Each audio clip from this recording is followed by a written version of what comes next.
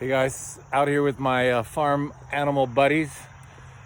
Truth Talk Tuesdays. I was reading a great story this week. Guy was on a cruise up in Alaska, a cruise ship, and he was just looking out at the vastness of the beauty of Alaska, the mountains and the water and the eagles and all. He just said, God, you're amazing the way you created the earth and mankind. And he said, you really don't need me. I feel so small right now.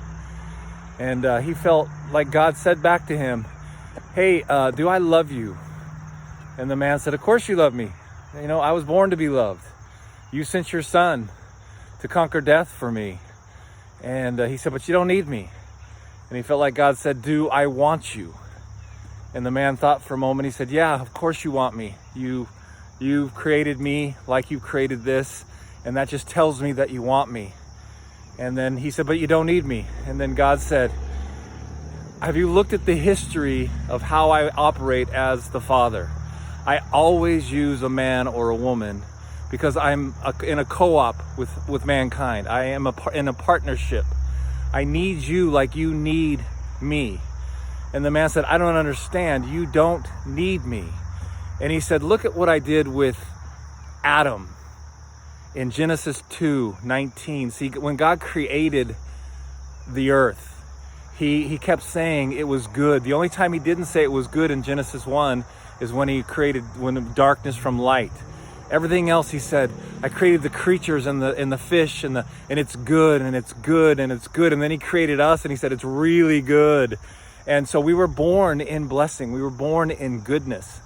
And in Genesis 2:19, he looks at Adam and he says, I want you to name these animals that I created. Now I want you to think about that. Adam was a genius.